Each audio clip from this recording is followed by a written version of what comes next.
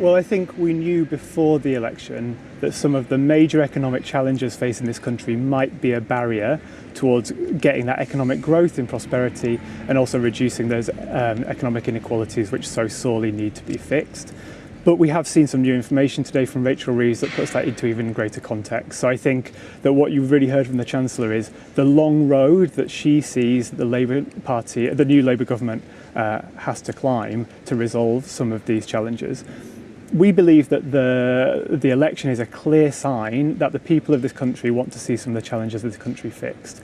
Lots of people know if they've tried to get a GP appointment with their local doctor, or if they've tried to get a train between two of the UK's largest cities, that things don't work.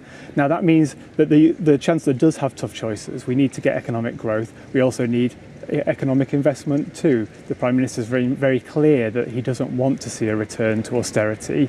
So all of these challenges together really are quite significant, and that's combined now with what we have learned today and what the OBR have been clear that they only learned last week, which is significant overspends this year as well. But it does mean then that the Chancellor believes that she has very little scope for further borrowing, which you might argue, many people might argue, is absolutely essential if you're going to invest for growth.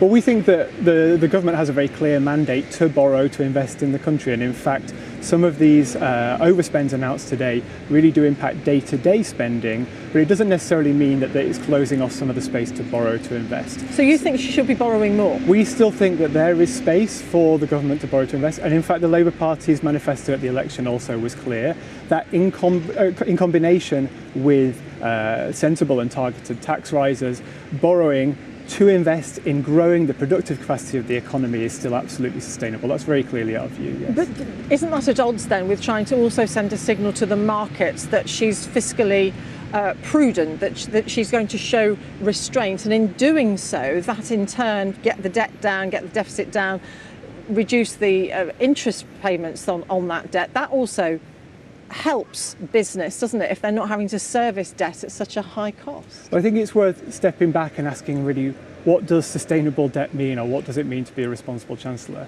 I think it's clear that on those day-to-day challenges, things like some of the welfare and spending challenges that the Chancellor set out today, she's been very clear that she will be making some of those tough challenges, perhaps even cutting some of those things. But to be a responsible Chancellor means investing today to avoid catastrophic climate change in the future, investing today to ensure that we're cutting edge of the economies and industries of the future, and that means that you can balance those things. I think markets are absolutely clear, and if you listen to bond traders, there is clearly space for the UK to borrow more, but only if that borrowing is connected to growing the British economy in the future. We should not learn the wrong lessons from Liz Truss's tenure as Prime Minister. What that government did was borrow to invest, well, borrow money to give tax cuts to the wealthiest. What the Chancellor's setting out today and what the new government are talking about is borrowing to invest in growing the economy, creating jobs and being at the front of the global economy. How concerned were you to hear that winter fuel payments to people not in receipt of pension credits, that's people who are the most hard up in society, are not going to get that money anymore this winter? It's been a universal payment so far. It has, and that was brought in at the same time as the triple lock, aiming to really make sure that we address pension and poverty. That was the right thing to do at the time, but it is also right, I think, that we assess, is that the right thing to have as we go forwards. Clearly, we need to make sure that the people who really need help do get it, but I do think it's probably a sensible change to narrow down the scope of that. It's a sensible reform to a benefit which previously was universal.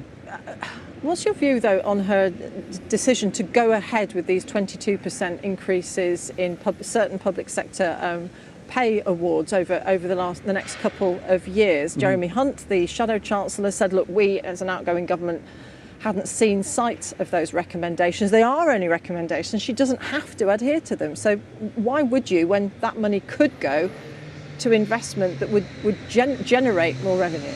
Well, they are only recommendations, but they're recommendations by independent pay review panels.